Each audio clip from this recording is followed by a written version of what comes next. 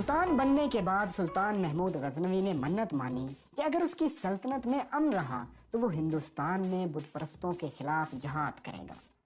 امن ہوتے ہی محمود غزنوی نے ہندوستان پر پہلا حملہ اگست 1001 میں کر دیا۔ اس حملے میں اس نے پشاور کے نزدیک اپنے پرانے دشمن راجہ جے پال کو شکست دی۔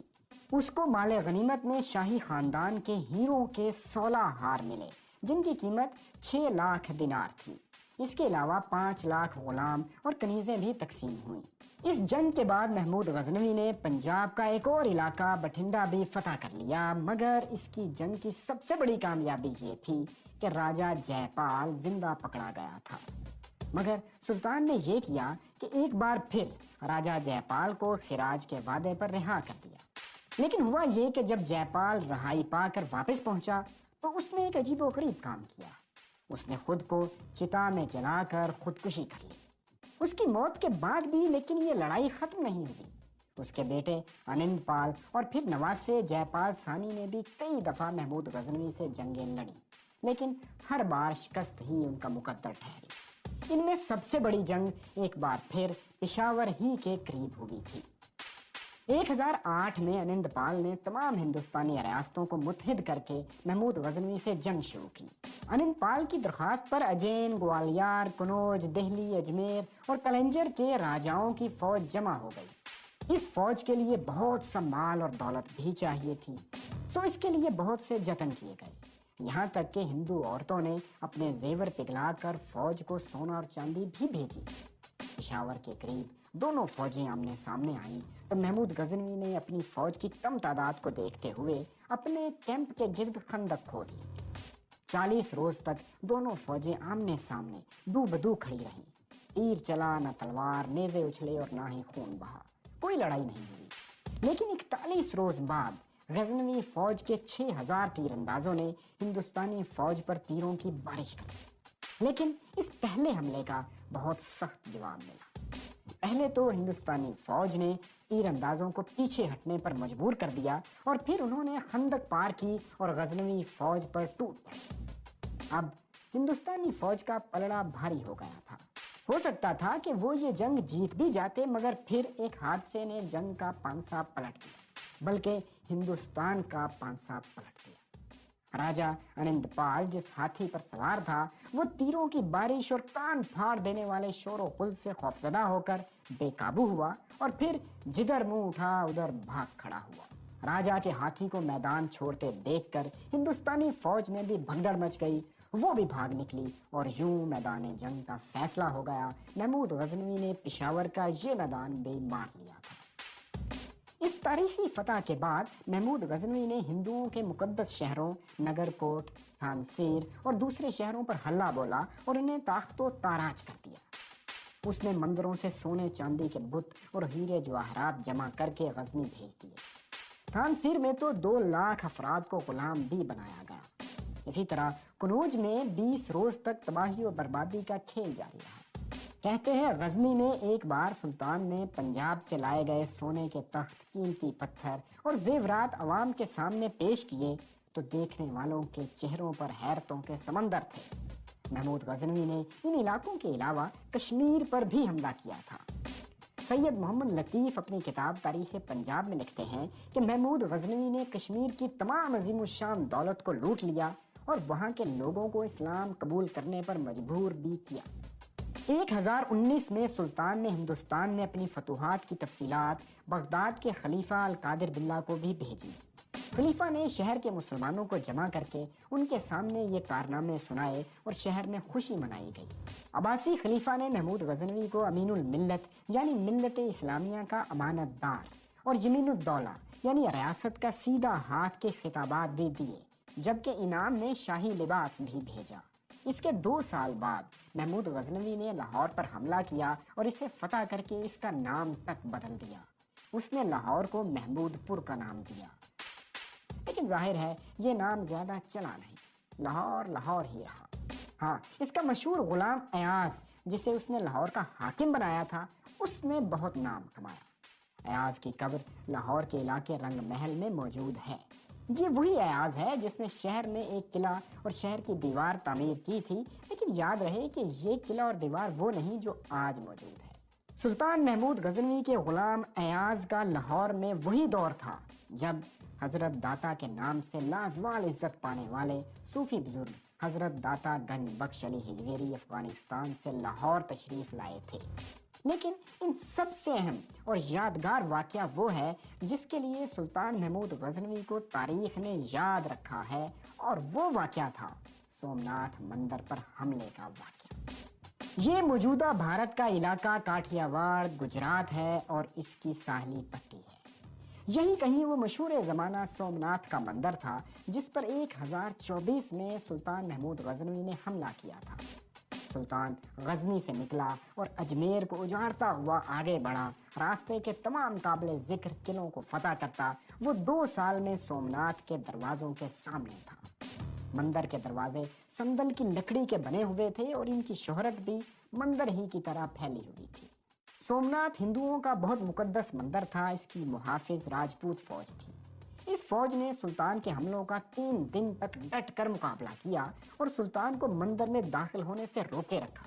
سلطان محمود غزنوی کو شاید اتنے مضبوط دفاع کی توقع نہیں تھی، اس لیے جب اس نے فتح کی کوئی صورت نہ دیکھی تو گھوڑے سے اتر گیا۔ سید محمد لطیف لکھتے ہیں کہ اس نے لشکر کے سامنے خدا کو سجدہ کیا، اللہ سے مدد کے لیے دعا مانگی اور دوبارہ گھوڑے پر سوار ہو گیا۔ اس نے اپنے جرنیل ابو الحسن کا ہاتھ تھاما اور ایسا نعرہ بلند کیا کہ ساری فوج میں جوش کی ایک لہر دوڑ پڑی اور وہ قلعے پر ٹوٹ پڑے۔ اس حملے میں 5000 راجپوت سپاہی مارے گئے، جو بچے وہ کشتیوں میں سمندر کے راستے فرار ہو گئے۔ سومناتھ کا تاریخی شہر اور مندر محمود غزنوی کے سامنے کھلا ہے۔ تاریخ فرشتہ میں اس سے متعلق ایک اور واقعہ بھی لیکن لکھا ہوا ہے، وہ یہ کہ محمود غزنوی نے ایران کے صوفی بزرگ سلطان محمد شیخ ابو الحسن خرقانی کی چادر کو ہاتھ میں لے کر فتح کی دعا کی تھی۔ اسے سومناتھ میں فتح تو مل گئی، لیکن اسی رات کہتے ہیں محمود غزنوی نے خواب میں شیخ ابو الحسن کو دیکھا۔ انہوں نے کہا، اے محمود، تو نے میری چادر کی آبرو ریزی کی ہے۔ اگر تو فتح کے بجائے تمام غیر مسلموں کے اسلام لے آنے کی دعا کرتا تو وہ بھی قبول ہو جاتی۔ بہرحال جب سلطان سومناتھ کے مندر میں داخل ہوا تو اس کے سامنے ایک 9 فٹ اونچا مجسمہ نصب تھا۔ سلطان نے گرز کی ایک ضرب سے اس کی ناک توڑ دی۔ اس کے بعد اس نے حکم دیا کہ بت کے 2 ٹکڑے غزنی روانہ کیے جائیں، ایک کو جامع مسجد کی دہلیز پر پھینک دیا جائے اور دوسرے کو اس کے محل کے صدر دروازے پر رکھ دیا جائے۔ مندر کے برہمن پجاریوں نے اس بت کو بچانے کے لیے سلطان کو بڑی مقدار میں سونا دینے کی پیشکش کی۔ اس پر محمود غزنوی نے اپنا یہ مشہور زمانہ جملہ کہا تھا کہ وہ تاریخ میں بت فروش نہیں بلکہ بت شکن کہلانا چاہتا ہے۔ چنانچہ اس کے حکم پر بت کو توڑ دیا گیا۔ جب بت کو توڑا گیا تو اس کے اندر سے بہت بڑی مقدار میں ہیرے جواہرات نکلے۔ غزنی کے علاوہ اس بت کا ایک ٹکڑا مکہ مکرمہ اور دوسرا مدینہ منورہ بھی روانہ کیا گیا تھا۔ مندر سے سونے چاندی کے چھوٹے بڑے مزید بت اتنی بڑی تعداد میں ملے کہ ان کی قیمت کا درست اندازہ مشکل ہو گیا۔ ایسا بھی تاریخ میں مشہور رہا ہے کہ سومناتھ کے قیمتی دروازے تک سلطان محمود غزنوی اکھاڑ کر غزنی لے گیا تھا اور یہ دروازے اس کے مقبرے میں لگائے گئے تھے۔ لیکن کیا واقعی؟ یہ کہانی بہت افسانوی رنگ لیے ہوئے ہے، بہت جذباتی ہے، لیکن کیا سچی بھی ہے؟ اس کو پرکھنے کے لیے آپ کو 1000 سال پرانی نہیں بلکہ صرف 2 صدیوں پرانی ایک بات بتاتے ہیں۔ 1842 میں برطانوی پارلیمنٹ میں ایک بحث ہوئی جو تاریخ میں پروکلیمیشن آف گیٹس کے نام سے مشہور ہے۔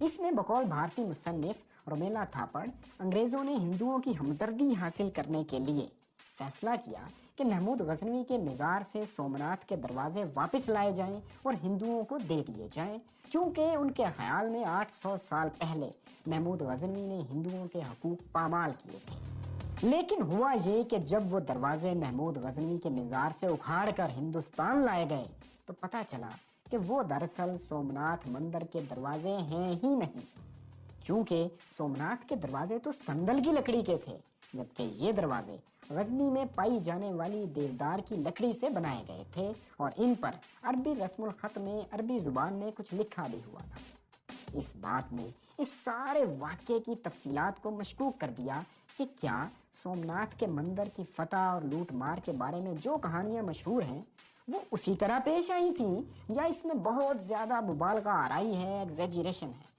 بھارتی محقق اور مصنفہ رومیلا تھاپڑ تو لکھتی ہیں کہ ان قصوں کو بڑا چڑھا کر پیش کیا گیا ہے۔ ان کے مطابق یہ حملہ اتنا بڑا نہیں تھا جتنا تاریخی کتابوں میں لکھا گیا ہے۔ ان کے خیال میں یہ کہانی انگریزوں نے ہندوستانی مسلمانوں اور ہندوؤں میں تفریق پیدا کرنے کے لیے پھیلائی تھی۔ ہو سکتا ہے سلطان محمود غزنوی نے ہندوستان میں وہ سب نہ کیا ہو جس کا اس پر الزام لگایا جاتا ہے، لیکن اس کے ذاتی کردار اور مسلمانوں سے اس کی جنگوں پر سوالات خود مسلمان مورخین نے بھی اٹھائے ہیں۔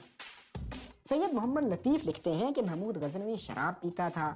پروفیسر عزیز الدین الزام لگاتے ہیں کہ محمود غزنوی نے ہندوستان سے غیر مسلم سپاہیوں کی ایک فوج تیار کر کے مسلمانوں کے خلاف استعمال کی تھی۔ محمود غزنوی نے سیستان اور گرجستان کی مسلمان ریاستوں پر بھی قبضہ کیا، اور تو اور اس نے سمرقند حاصل کرنے کے لیے بغداد میں مسلمانوں کے عباسی خلیفہ کو بھی دھمکی دی تھی۔ اس نے کہا تھا کہ میں اب جان گیا ہوں کہ تم لوگ یہ چاہتے ہو کہ میں 1000 ہاتھی لے کر دارالخلافت کو رون ڈالوں اور بارگاہ خلافت کا ملبہ انہی ہاتھیوں پر لاد کر غزنی لے آؤں۔ محمود غزنوی کے متعلق یہ بھی مشہور ہے کہ اس نے مشہور زمانہ شاعر فردوسی سے شاہنامہ لکھوایا تھا اور ہر شعر کے بدلے سونے کی اشرفی دینے کا وعدہ کیا تھا، لیکن جب شاہنامہ تحریر ہو گیا تو سونے کے بجائے چاندی کے سکے اس نے پیش کر دیے فردوسی کی خدمت میں۔ فردوسی نے یہ معاوضہ لینے سے انکار کر دیا۔ بعد میں محمود غزنوی نے فردوسی کے لیے سونے کے سکے بھیجے، لیکن یہ سکے تب پہنچے جب فردوسی کا جنازہ گزر رہا تھا۔ ان سب باتوں کے باوجود یہ حقیقت اپنی جگہ ہے کہ سلطان محمود غزنوی نے ایک عظیم الشان سلطنت قائم کی تھی۔ اس کی سلطنت ایران سے لے کر کچھ چینی علاقوں تک اور جنوب میں بحیرہ عرب تک پھیلی ہوئی تھی۔ صرف سلطنت ہی نہیں پھیلی تھی بلکہ اس کے پاس خزانوں کے بھی انبار لگ چکے تھے، لیکن اب یہ خزانوں کے انبار اس سے جدا ہونے والے تھے۔ اسے 63 برس کی عمر تک پتھری کا جان لیوا مرض لاحق ہو چکا تھا۔ جب وہ جان گیا کہ اب اس کے زندہ رہنے کا کوئی امکان نہیں تو وہ غمزدہ رہنے لگا۔ اس نے شاہی خزانے سے تمام جواہرات، روپے اور اشرفیاں نکلوا کر محل کے صحن میں ڈھیر لگوا دیا۔ پھر وہ انہیں دیکھ کر دھاڑے مار مار کر رونے لگا۔ اگلے روز اس نے اپنی فوج کو شو آف کے لیے معائنے کے لیے سفارہ کروایا، جس میں اس کے سامنے سے 1,00,000 پیدل فوج، 50,000 گھوڑ سوار اور 1300 ہاتھی گزرے۔ محمود غزنوی اپنے پلنگ پر ٹیک لگائے بیٹھا تھا، یہ سب دیکھتا تھا اور آنسو بہاتا جاتا تھا۔ اس کے اگلے دن 29 اپریل 1030 کو 63 برس کی عمر میں محمود غزنوی انتقال کر گیا۔ افغان شہر غزنی کی یہ عمارت ایک مقبرہ ہے اور اسے قصر فیروزی کہتے ہیں۔ اس کے اصل دروازے اب موجود نہیں ہیں کیونکہ آپ جان چکے ہیں کہ انہیں انگریز اکھاڑ کر ہندوستان لے آئے تھے اور اب یہ آگرہ کے قلعے میں محفوظ ہیں۔ اسی مقبرے میں سلطان محمود غزنوی محو خواب ہے۔